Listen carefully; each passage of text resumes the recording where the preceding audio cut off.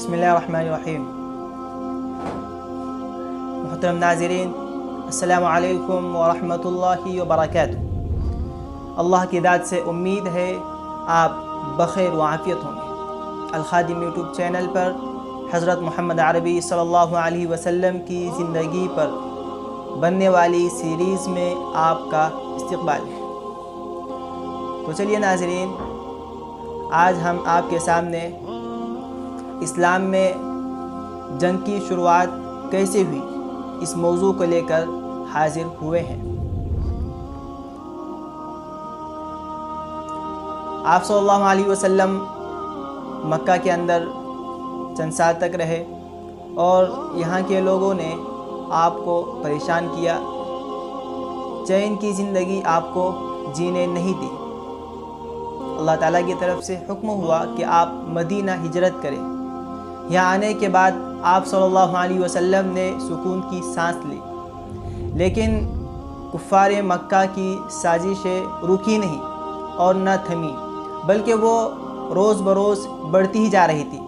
جس وقت آپ صلی اللہ علیہ وسلم مکہ سے مدینہ ہجرت کر کے آئے، یہاں آنے کے بعد آپ ٹھہرے رہے، آپ نے قیام کیا اور آپ یہاں چین کی زندگی بسر کرنے لگے۔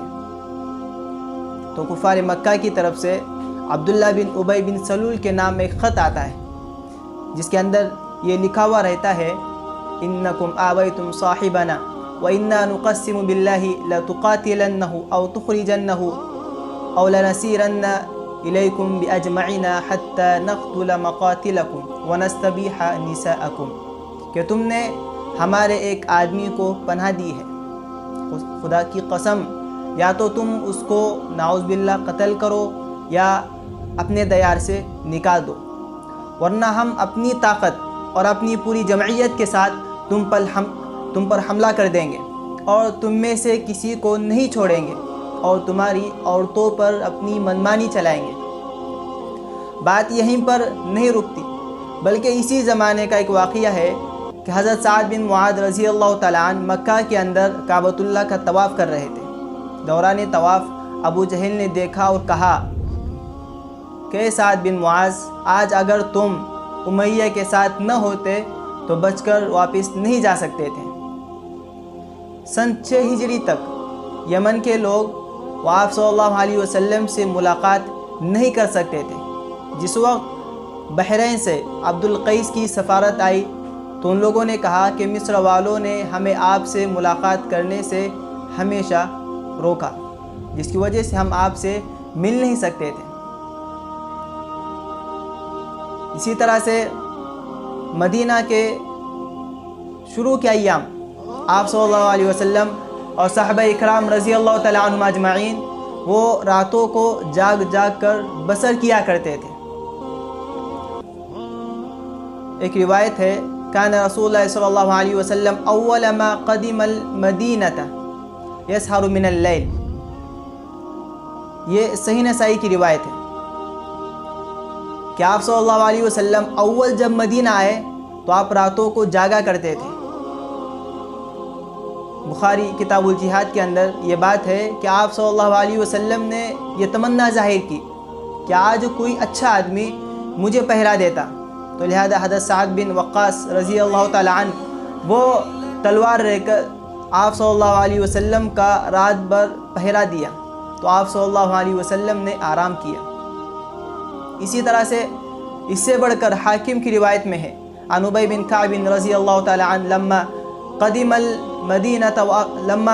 رسول اللہ صلی اللہ علیہ وسلم واصحابہ المدینہ وآبتهم الانصار رمتهم العرب بقوس واحدۃ الا لا يبيتون الا بالصلاح ولا يصبحون الا فيه، کہ ابی بن کعب رضی اللہ تعالیٰ عنہ سے یہ روایت ہے، وہ فرماتے ہیں کہ جب آپ صلی اللہ علیہ وسلم اور صحابہ اکرام رضی اللہ تعالیٰ عنہم اجمعین مدینہ آئے تو یہاں انصار کے لوگوں نے آپ کو پناہ دی اور تمام عرب آپ پر حملہ کرنے کے لیے ٹوٹ پڑا، اور آپ صلی اللہ علیہ وسلم اور صحابہ یہ سب ہتھیار باندھ کر آرام کیا کرتے تھے۔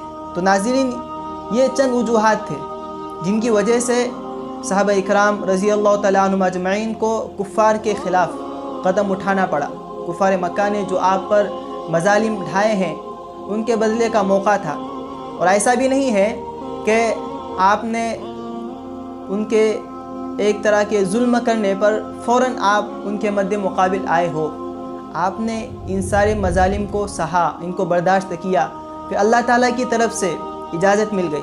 اعوذ باللہ من الشیطان الرجیم، بسم اللہ الرحمن الرحیم، اذن للذین یقاتلون بانہم ظلموا وان اللہ علی نصرہم لقدیر، کہ اب مسلمانوں کو، صحابہ اکرام رضی اللہ تعالیٰ عنہم اجمعین کو اور میرے محبوب کو اس بات کی اجازت دی جاتی ہے کہ وہ کفار مکہ کے خلاف، یہودیوں کے خلاف قدم بڑھا سکتے ہیں، اپنی تلوار اٹھا سکتے ہیں اور عالم جہاد بلند کر سکتے ہیں۔ یہ اجازت بعد میں دی گئی۔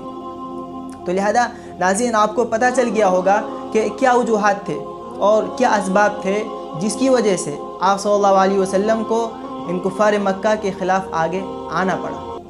السلام علیکم ورحمۃ اللہ وبرکاتہ۔